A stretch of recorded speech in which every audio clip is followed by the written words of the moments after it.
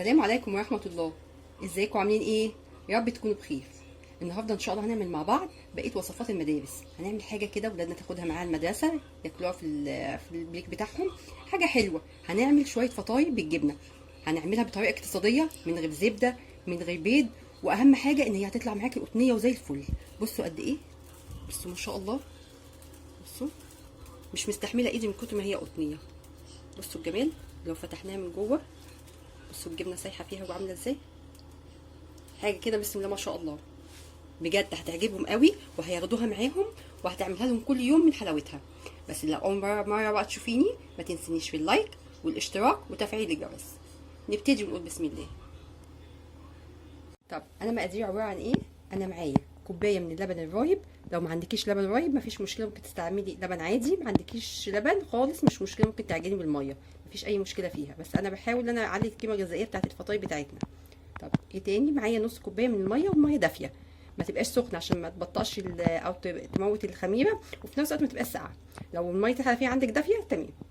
ومعايا 4 كوبايات من الدقيق وعليهم رشه ملح.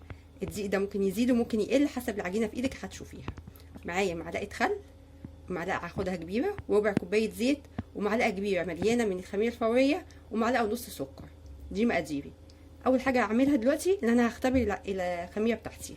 هجيب نص كوبايه الميه بتاعتي الميه كده، واحط عليها معلقه كبيره من الخميره الفوريه. بسم الله. معلقه مليانه كده، ممكن كده شويه. معلقه مليانه من الخميره، واحط عليها معلقتين كبار من السكر، معلقه ونص من السكر. اي نوع سكر مفيش مشكله فيها خالص. انت كده كده هتدوبيها معلقه ونص. اهم حاجه هتدوبي الخميره بتاعتك كويس في الميه هي والسكر. اهو انا قلبتها كويس لحد ما اتاكدت بس ان السكر بتاعي والخميره دابوا. هعمل ايه؟ انا هغطيها بقى باي غطا باي حاجه كده، وهسيبها لحد ما احس ان هي عملت معايا بابلز كده، او تحس ان هي شغاله. اول ما هتشتغل معايا ان شاء الله نيجي نكمل بقيه الوصفه. خلاص كده انا الخميره بتاعتي خمرت معايا. عرفت ازاي؟ بصوا هتلاقوا عملت بابلز كتير وارتفعت معايا كده، يبقى الخميره بتاعتك شغاله، ان شاء الله هتبقى حلوه قوي في الفطاير اللي انت هتعمليها او اي مخبوزات هتستعمليها. تمام. هعمل ايه؟ انا ببدا اجيب الطبق بتاعي كده اللي انا هبدا اشتغل فيه، وهنزل بكوبايه اللبن. بسم الله. كل بقى مقادير السايله كده، وهنزل بالخميره كده اللي احنا خمرناها مع بعض،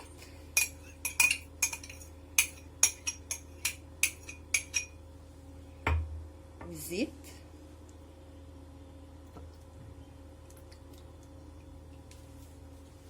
ومعلقه كبيره من الخل. الخل ده هيساعد ان هي تديها هشاشه، وفي نفس الوقت هيخليها بيضه وحلوه. بسم الله. نحط معلقه كبيره كده بس. الدقيق بقى بتاعي انا هنزل بيه حبه حبه، مش هنزل بيه مره واحده. تمام. هبدا انزل كده مثلا بتلات ارباعه، واقلب واشوف لحد ما الاقي العجينه لمت معايا. طبعا انا الدقيق ده ببقى حاطه عليه رشه ملح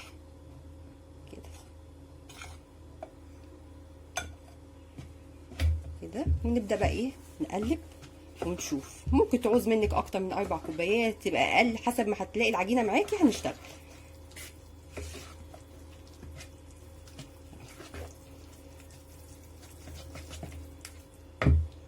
كده.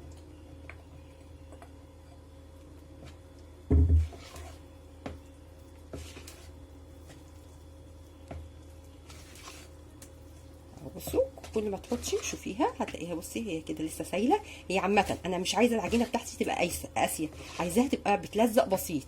يعني كل ما هتلزق معاكي كل ما هتطلع معاكي هشه وحلوه. انا هشيل بقى كده المعلقه بتاعتي، وهبدا استعمل ايدي كده. هنزل بقى بكميه كميه الدقيق كده. بسم الله. خلاص كده بصوا انا عجنتها حبه حلوين لحد ما حسيتها. بصوا معايا، بصي انت بتمطيها هتمط معاكي ازاي. بصوا عباره عن استك معاكي كده، تعرفي ان العجينه بتاعتك ممتازه، وان شاء الله هتترفع معاكي وتبقى زي الفل. اول ما تلاقيها بتقطع معاكي تبقى كده لا هي محتاجه لسه عجن. اول ما تلاقيها بتمط معاكي بالشكل ده كده تعرفي ان هي كويسه. طب انا هعمل ايه؟ انا هدهن بس وشها حاجه بسيطه من الزيت عشان ما تنشفش معايا كده كده. حاجه بسيطه قوي من الزيت، واغطيها باي استرتش او اي فوط او اي حاجه عندك في المطبخ، واسيبيها لحد ما تخمر. طبعا مش هتعرفي ان هي خمرت ازاي لما تلاقي حجمها تضاعف، يعني يعني لو هي نص البوله اللي انت حطاها فيها هتلاقيها تقريبا مليتها كلها. هسيبها لحد ما تخمر ونيجي نشكلها مع بعض ان شاء الله. خلاص كده انا العجينه بتاعتي بصوا خمرت ما شاء الله بقت عامله ازاي. اول ما تلاقيها ان هي ارتفعت يبقى خلاص كده خمرت وبقت زي الفل. انا هبدا بقى كده انزل التخمير بتاعها بالشكل ده كده، وهبدا اعملها كور. حجم الفشيره اللي انت عايزاها او القرصه اللي انت هتعمليها دي بتاعتك انت، حباها تبقى صغيره حباها تبقى كبيره اللي يريحك.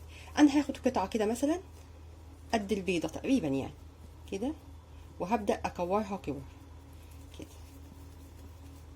بالشكل ده كده. وعندي صينيه، انا الصينيه دي دهناها حاجه بسيطه من الزيت وهسيبها تستريح كده كده بالشكل ده. احنا نحاول بس ايدينا تبقى قد بعضيها كده بالشكل ده، ونبدا نكورها. هي العجينه بتاعتنا ما شاء الله خمره وجميله وزي الفل كده، ونبدا نحط الكرات بالشكل ده.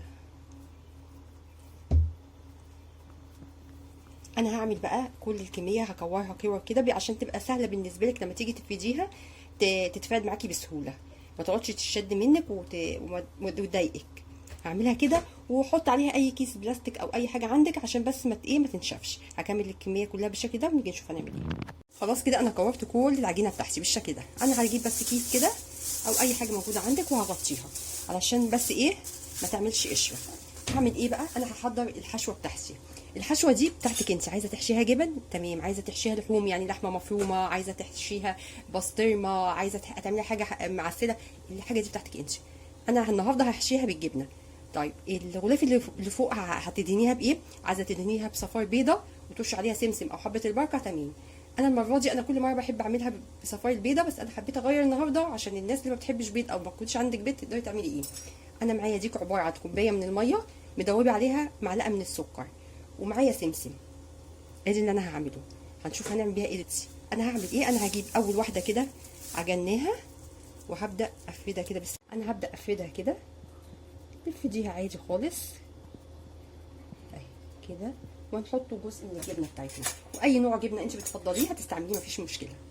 هنحط حته كده من الجبنه نحطها في النص كده، وابدا اقفلها بالشكل ده